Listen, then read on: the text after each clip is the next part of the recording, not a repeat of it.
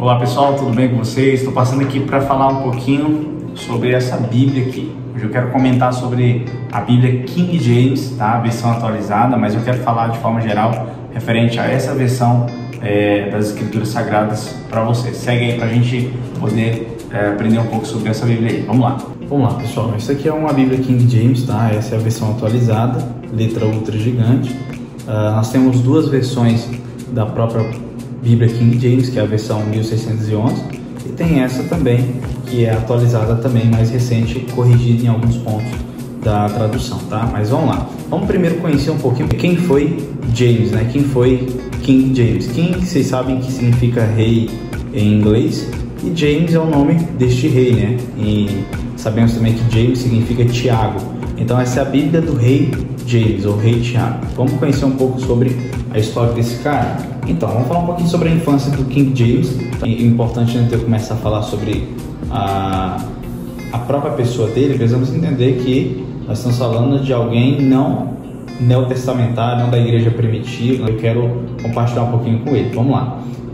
O rei James, também conhecido como James Charles Stuart, nasceu em 19 de junho de 1566, tá?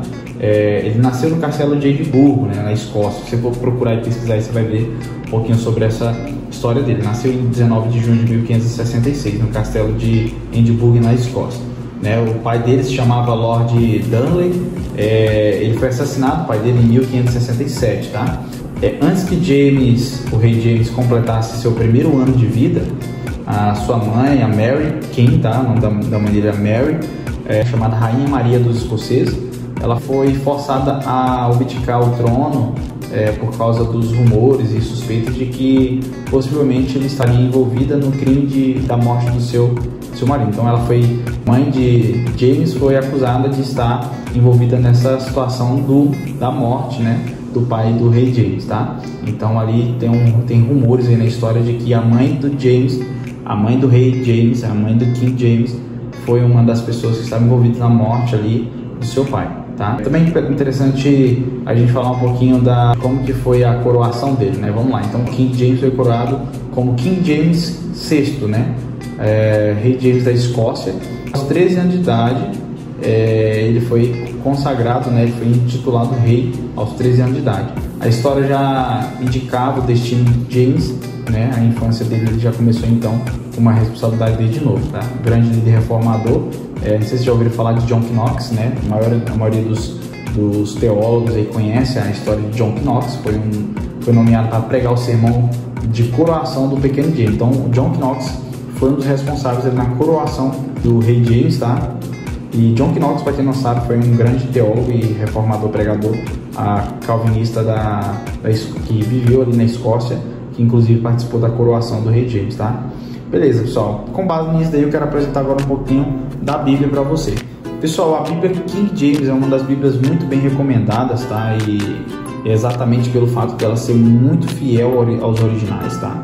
Ela é uma Bíblia que tentou de todas as formas se conectar, e na transliteração, na tradução dela, foi totalmente voltada aos textos originais grego e hebraico, tá? Hebraico do Antigo Testamento e o grego do Novo Testamento, tá? Então ela tenta trazer as traduções para a língua portuguesa. Na verdade, ela foi traduzida para o inglês primeiro, né?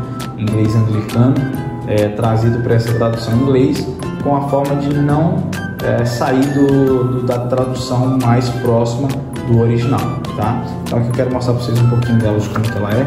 Ela é uma Bíblia que tem letras grandes, tá? Essa é uma Bíblia bacana demais, eu gostei demais dela. A linguagem dela é bem interessante, como por exemplo, você vai ler aqui, vou pegar algum texto, qualquer texto aqui para vocês terem uma noção. Deixa eu achar aqui rapidinho. Capítulo número 1, versículo de número 6. Lá no finalzinho vai dizer assim, ó: eis que Yahvé dos exércitos fez conosco. Observa a palavra Yahvé aqui, que é referente ao nome de Deus, Yahvé. Bem interessante isso aqui. É uma forma de tentar manter aquilo que era dito diante dos profetas.